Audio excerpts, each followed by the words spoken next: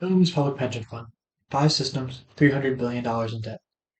200,000 plus retirees with a population of just shy of 13 million people. That leaves the taxpayers on the hook for about $23,000 apiece. Today I'll be informing my audience of COM 110 peers about the facts behind the Illinois public pension system.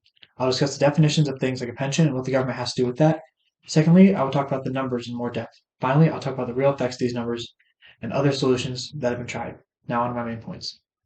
Pensions can seem complicated, but it can be pretty easily understood with minimal research. Basically, a pension is money that you pay that gets invested, and in turn, you receive that money when you retire. Merriam-Webster defines it quite simply as a fixed sum paid regularly to a person.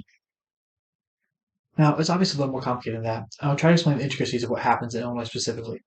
So, Illinois has 5 systems: state employees retirement system, state universities retirement system, judges retirement system, general assembly retirement system, and teacher retirement system.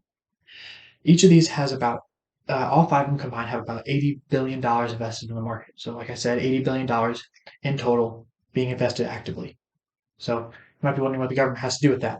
The Illinois State Board of Investments invests that money for the systems. So they control where it gets invested, and they're in charge of keeping track of all the money. So so how well they perform with the ISBI determines how much money the government pays into it. So where it starts getting a little complicated with debt, as there are the rate of return is the rate at which they make money, basically, as a percentage of what they have been. So there's 2 rate of returns that are used. There is the actual rate of return and the assumed rate of return. The actual rate of return is how well the pensions actually do number wise, statistically based on how much money they make. The assumed rate of return is how much that the government assumes they're making, which is where the discrepancies arise. So let's take example the state employee retirement system, and to keep into account that I got these numbers from the actuary analysis of each individual pension system. But focusing on just the state employee retirement system, over the last 10 years, the actual rate of return is around 4.6% annually, whereas the assumed rate of return is around 7%. That's a difference of 2.4%. So since Sears, the state employee retirement system, invests about $18.6 billion a year, we're talking about underestimating the return by around $446 million. So they're missing the mark by just shy of $500 million in just one system. For all the systems combined, it's 1.7 billion per year. So that's what causes a lot of discrepancies, and that's where the government comes into effect.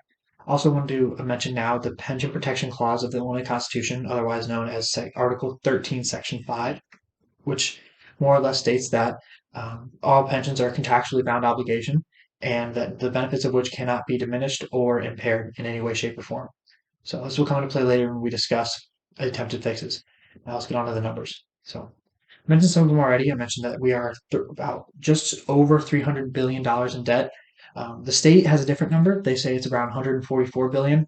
But Patrick Andreessen of Illinois Policy is quoted as saying, analysts at Moody's Investor Service said this estimate was way off, projecting the actual shortfall of around $317 billion using standard real-world assumptions about investment returns. Moody's is one of the premier credit agencies in the world, and their number is regarded as one that is far more likely. So each state has around anywhere from 50 million to just over $1 billion invested in the market based on data collected from each actuary analysis of the systems. So I mentioned the fact that it's divided among taxpayers by 23,000 per. So you take this further in households, there's about 4.8 million, sorry, and that equals out to about 65,000 per household. They're not small numbers we're talking about, and they never have been. Something has to give. Let's transition into what has been done to try and stop this mess. So I said that the form of funding they get is from the state. This is sort of attempting to keep the whole system afloat.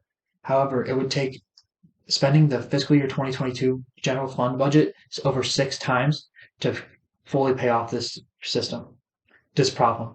So it's highly unrealistic, obviously, but it's also hard to start addressing the problem.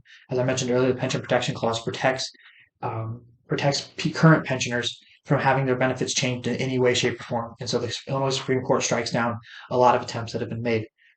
So if we were to start somewhere, it would have to be starting with people who are just coming into the system. So I want to mention one of the things that has been tried that was kind of well regarded as a failure is called the Edgar ramp. So in 1994, then Governor Jim Edgar created this payment ramp that sloped up like that, started with lower payments and slowly grew over time um, in order to try to solve this pension crisis, which was at the time, I believe, $13 billion. But Ted Dabrowski, former vice president of policy at Illinois Policy and current president of WirePoints, talks about this failure in detail. Um, also, Jim Edgar called it a time bomb, but according to Dabrowski, Edgar's most serious offense through wasn't his irresponsible rant. His real transgression was in paving the way for 2 decades of pension politics now wreaking havoc on Illinois residents. So it's just one of the examples. Another example are some of the quick fixes that have been tried by every governor, where they just try to solve the problem quickly by taking money out on the taxpayers, and we just end up having to pay it back. So, in conclusion, I wrapped up my main points. Pensions don't have to be complicated. How much money is truly involved and what has been done to try and fix them. Pensions are an important aspect of retirement for many Americans and Illinoisans alike. One day you could rely on your income when you retire, like 230,000 other Illinoisans enrolled in the public pension systems.